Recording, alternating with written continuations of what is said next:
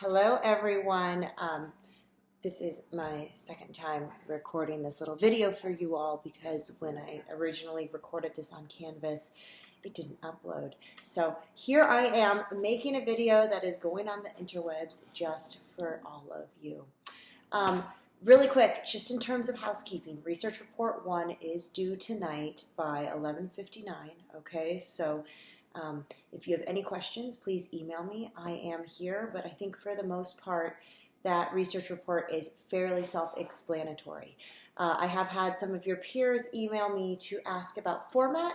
When it comes to some of these early research reports, I am not so concerned about the format of your papers. Format is not going to really come into play as something that I am concerned about. Who the fuck is at the door? I'm going to ignore them. These documentation styles are not going to come into play until we get to, I think, Research Report 7. Whenever we start really biting into your drafts, into your annotated bibliography, and so for now, don't worry too much, okay? Obviously, I don't want you to turn in something that's going to be with super large font or super distracting font, but please, bye-bye girl, don't stress too much about it, okay? For Thursday, I want you all to have emailed me your research questions. Now, by no means do I expect these research questions to be perfect. In fact, I hope that they are developing because what we are going to do on Thursday is, as a large group, we are going to workshop those research questions, okay? So please do that by Thursday. It is another ask of all of you. I realize that, which is why I have generously offered an extra 2 points of extra credit for you, for anyone who can email me their research question prior to class. And please give me a couple hours. What I'd like to do is to get all of these into a document or just something that's more accessible to me so that during class I can pull up these questions. This is kind of going to be how the format is, guys.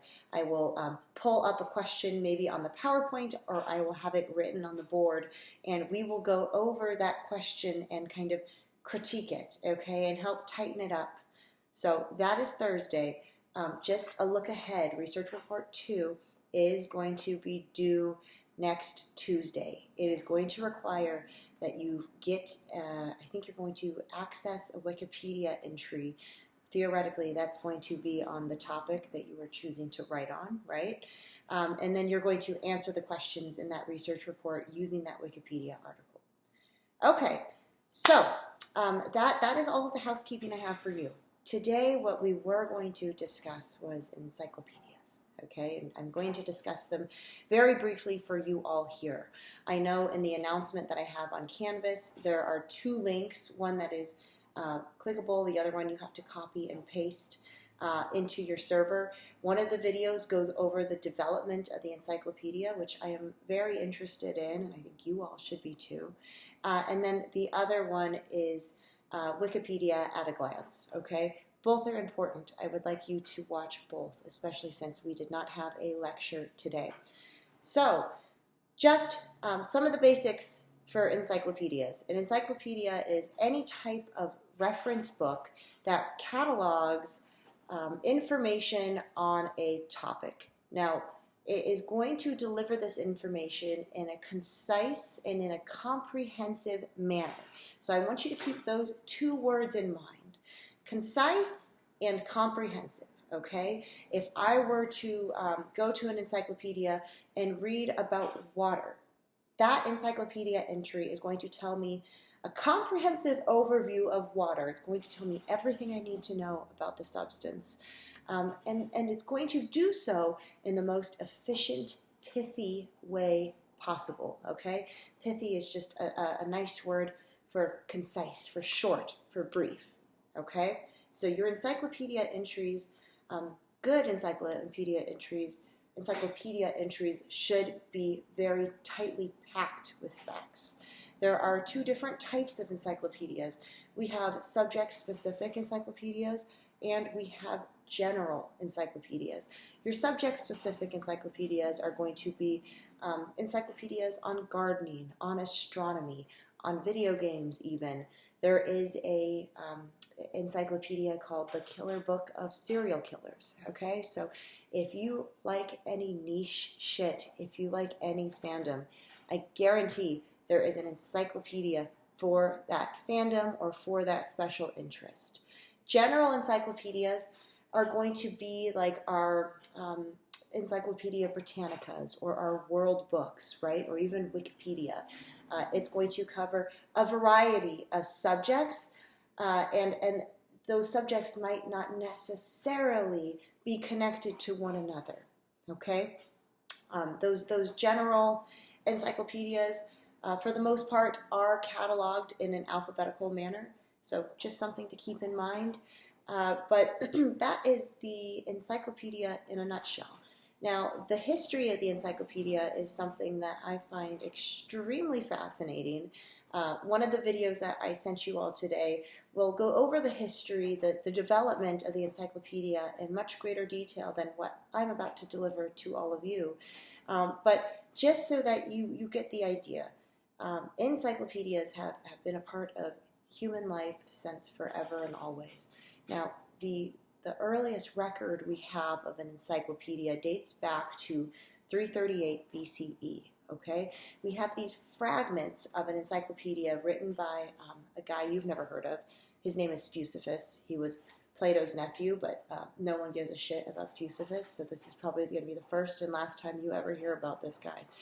But he wrote an encyclopedia, and the encyclopedia reflected all of the cultural concerns of the classical era. So philosophy was in there, art, mathematics, the natural sciences. But what I want to point out is that the encyclopedia during this time was written by philosophers for philosophers. There was only a small number of people who were actually literate during this time. And so the encyclopedia contained knowledge and information that those select people deemed to be important. All right? As we move on, we're going to skip a ton of years here. We're going to land in the Middle Ages, my favorite, right? In the Middle Ages, the encyclopedia becomes heavily influenced by Christianity. Why is this? Well, the church, Christianity, was a huge part of medieval life. As many of you probably know, if you were born in the Middle Ages, you were born in one of the shittiest moments in history, okay? Imagine your worst day and explode it. The Middle Ages were an absolutely fraught period, fraught with uncertainty, fraught with disease, fraught with death, famine, you name it. It was awful. It was gross. And so the belief in an afterlife was one of the only ways that people really had, I guess, a beacon light in their life, something for them to hope for. And so religion became this kind of all-consuming thing. It seeped into everyday life, and there's that is clearly reflected in the encyclopedias of that time. There were more practical encyclopedias at that time as well. There were bestiaries, for instance. There were encyclopedias on astronomy, on medicine, but they were always inflected with religion. And then there were very religious encyclopedias, okay, that would catalog different teachings from the Bible, different views from theologians. But just like in the ancient period, only a small number of people were actually literate. So the encyclopedias of this time were really not written for the general public, but they were written by theologians for theologians. Jumping all the way into the Enlightenment, we see this desire to separate intellectualism from religion, okay? And it was not a clean separation by any means, but a separation was starting to occur. And so what you see in the encyclopedias from this time is that they are more secular. We do still have in existence religious encyclopedias, but these secular encyclopedias are developed, and general encyclopedias become developed. There is a guy you'll learn about in one of the movies, Diderot, who was pivotal in the formation and kind of paving the way for the encyclopedias that we are familiar with to this day. It was actually during this period that Encyclopedia Britannica had its first edition released. I think it was 1768 or something like that. And at this point in time too, encyclopedias were written for the not for the entire general public, but its spread was far greater than what we have seen in previous periods. There was this idea that in order for us to progress onward as a species, as a society, that knowledge needed to be somewhat more equitable. I'm going to jump us all the way now to the 20th century. In the 20th century, having an encyclopedia in your house was as common as having a broom in your house. Now, I might date myself by saying this, but I grew up and my family had a huge collection of World Book encyclopedias. I think we must have had 20 or 30 volumes of these, and they were proudly displayed in our living room. And every family that I knew also had this huge collection of World Book encyclopedias. This was our internet, you guys. We didn't have the access that you all have today. We couldn't just get on our phone and type away when something came across our mind that we were interested in. We had to go consult an encyclopedia, which is why so many households had encyclopedias. Schools all had encyclopedias. Classrooms had encyclopedias. Libraries had incredible collections of encyclopedias. This was your first stop in knowledge, to knowledge, okay? And as you can see, since it was something that was common, kind of a mainstay in households, the encyclopedia was clearly being written to reach the masses. Then we move on to where we are now, guys, right? Which is the digital age.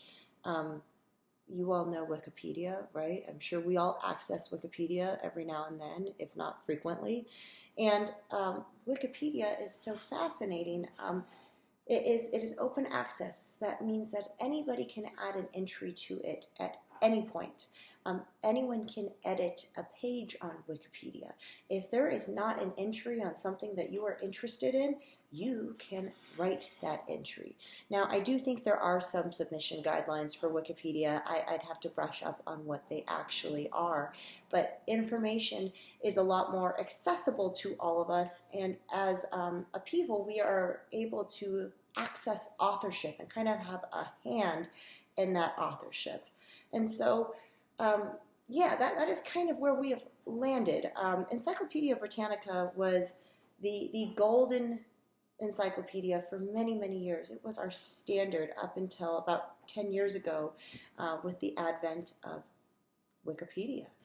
And so what I want you all to take away from this very brief lecture and from the movie that I really want you guys to watch is that it is always interesting to consider how knowledge is passed down, how knowledge is cemented, how it is decided that something is worth knowing, something is worth cataloging in an encyclopedia.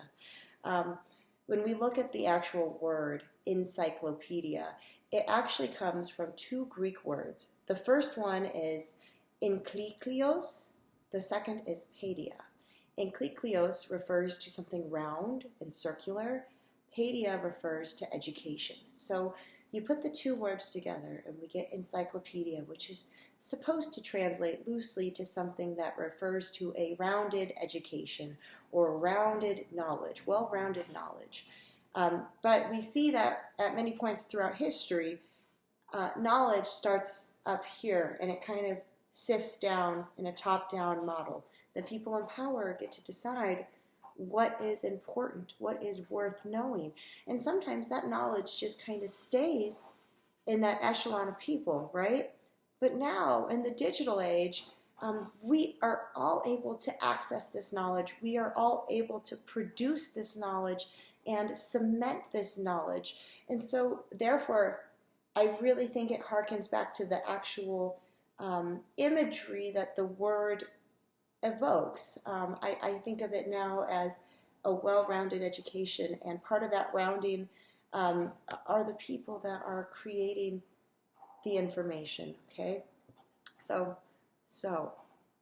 if anyone has any questions about encyclopedias, if anyone has any questions about any of the research reports or these research questions, life, what have you, please let me know. Of course, I don't know if you all can hear it, but my voice is starting to get kind of funny too. So I'm not worried about being in class on Thursday, but I will always let you know if something comes up. I do have young kids. They are disgusting. They do happen to get sick very, very frequently. So hopefully this does not happen again. But, you know, life's life. I hope everyone has a fantastic day. Please watch those videos, okay? I'm uploading this shit on YouTube. I don't want this on YouTube, but for all of you, I will put it on YouTube. Bye, guys.